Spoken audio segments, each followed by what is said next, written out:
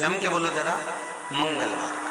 विवाह शादी में देरी हो रही हो, या कोई नया कार्य चालू कर रहे हो उसमें देरी हो रही हो, या कोई सर्विस के लिए नौकरी के लिए जा रहे हो और वो कार्य नहीं हो रहा हो, तो एक धतूरा, केवल एक धतूरा, उस धतूरे को फोड़कर उसके अंदर का फल निकालकर उस फल को शिवलिंग पर चढ़ाकर एक लोटा जल शंकर भगवान को समर्पित कर दिन होना चाहिए मंगलवार। कौन सा दिन होना चाहिए? जम के बोलो जरा, मंगलवार। समर्पित करो। उसके बाद में आप विवाह के लिए अगर समर्पित करे हैं तो विवाह में देरी नहीं होगी। व्यवसाय और व्यापार के लिए या नौकरी के लिए समर्पित करे हैं तो उसमें देरी नहीं। तुम जिस दिए में भगवान की आरती उतारते हो, जिस दिए से तुम भगवान की पूजन करते हो, उस दिए की बत्ती को नीचे डाल दीजिए और उस दिए को पानी की बाल्टी में धो दीजिए। कौन सी बाल्टी में? जिस बाल्टी के पानी से आप बच्चे को स्नान करा सकते।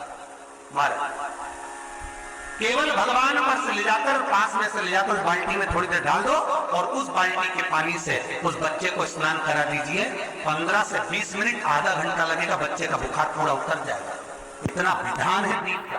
जब आप पशुपति व्रत कर रहे हो या कोई नियम धारण कर रहे हो या कोई आपने नियम उठा रखा है और वो कार्य आपका हो ही नहीं रहा, आपने 2 बार पशुपति व्रत कर लिए, आपने ये कर लिया, आपने प्रदोष कर लिया, आपने सोमवार कर लिया, आपने सारे अनुष्ठान कर लिए, बहुत सारे उपाय भी करे तो भी नहीं हो रहा है, तो इस बीच वाली पत्ती पर शहद लगाकर बाबा का जो शिवलिंग है उस शिवलिंग को इसको छुआ दीजिए या उससे चिपका दीजिए और उस पर अपनी हथेली रखकर कामना कर कर वापिस घर को आ जाइए।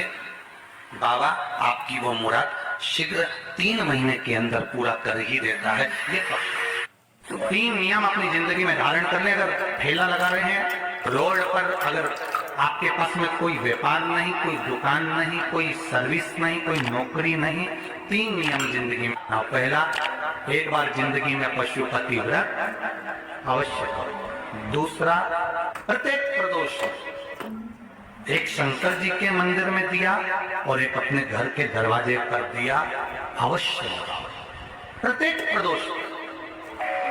और तीसरा नियम बना लो, शिवरात्रि महीने की आती है, हर महीने की शिवरात्रि में शंकर जी के मंदिर पर दिया, बेलपत्री के वृक्ष के नीचे दिया, आंवले के वृक्ष के नीचे दिया और अपने घर के दरवाजे पर दिया। ये 4 स्थान पर दिया। प्रत्येक महीने की शिवरात्रि पर लगाना प्रारंभ करो। 4-5 शिवरात्रि निकलेगी, बाबा इशारा कर देगा और तेरी नैया पार।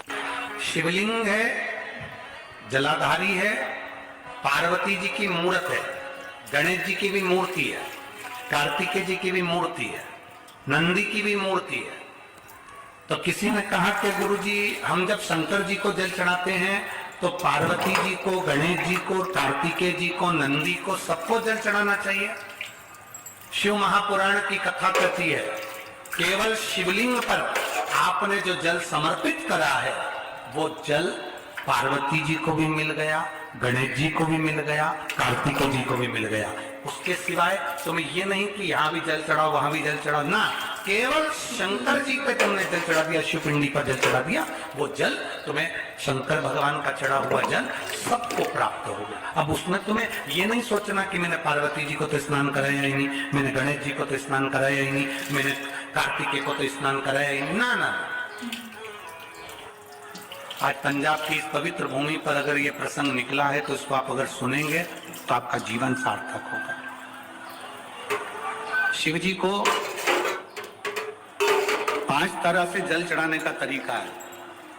जैसे पंचामृत होता है, दूध, दही, शहद, घी, शक्कर, ये सब पंचामृत के अंतर्गत आते हैं, उसी तरह शंकर जी को 5 तरह से जल चढ़ाने का क्रम वर्णित किया गया। आप उसको समझेंगे, बहुत सावधानी से समझिएगा। पहला, जल लेकर आए, सीधे डायरेक्ट शंकर भगवान के शिवलिंग पर चढ़ा दिया, ये प्रथम जल का चढ़ाने का तरीका। दूसरा,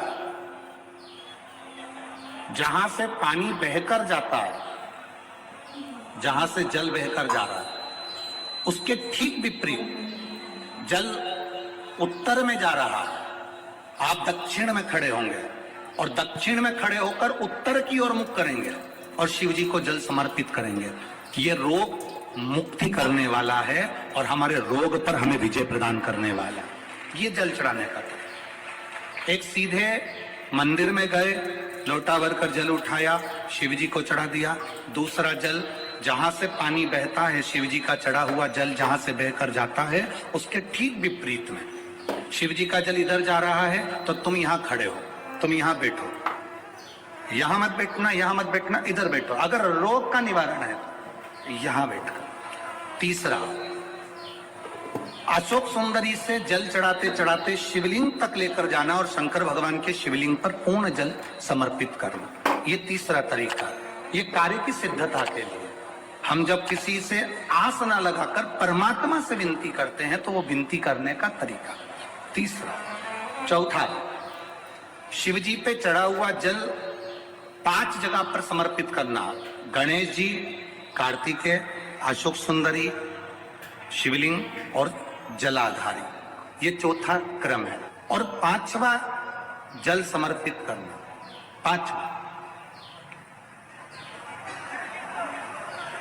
5वें नंबर।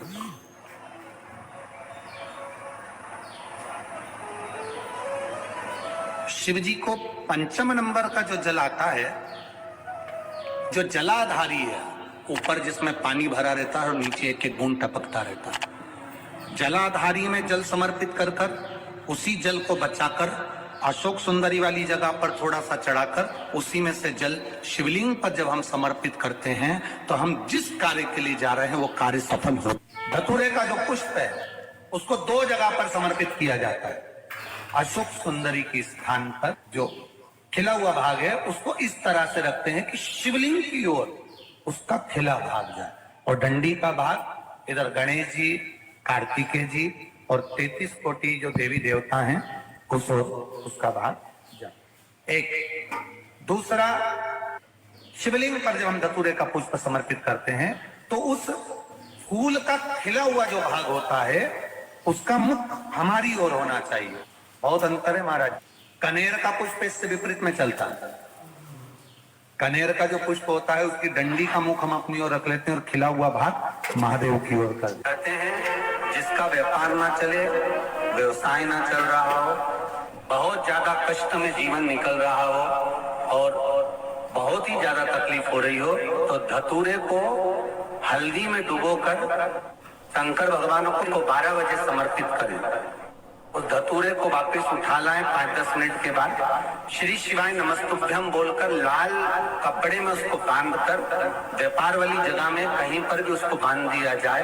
व्यापार पीछे नहीं हटता, व्यापार अग्रण्य भाव में बढ़ता चले जाता है। महाराज, हल्दी में डुबोना पड़ता है। जलाधारी, अशोक सुंदरी वाला स्थान, ये जो जलाधारी है, बेटियों के स्थान से जलाधारी तक जो कनेर के माला बनाकर स्पर्श कर कर लगा देता है, शिवरात्रि के दिन प्रदोष काल के समय पर उस पति पत्नी में कितना भी झगड़ा हो रहा हो, आपस में प्रेम बनना प्रारंभ हो जाता है। अदालत का केस धीरे धीरे समाप्त होता है। ये भी अलग अलग होता है।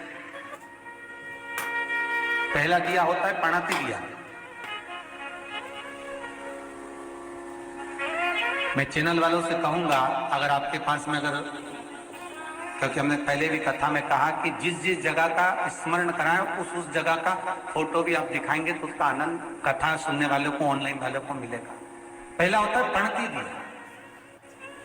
ये पणती दिया मट्टी का दीप, जिस दीप के अग्रभाग को थोड़ा सा बड़ा कर दिया जाता है, उसको पणती दिया गया। ये पणती दिया जब भी भगवान के सामने लगाया जाता है तो इस दिए को सम्मुख में जब रखा जाता है तो दिए का जो लौकी मुख होता है वो अपनी ओर होना चाहिए।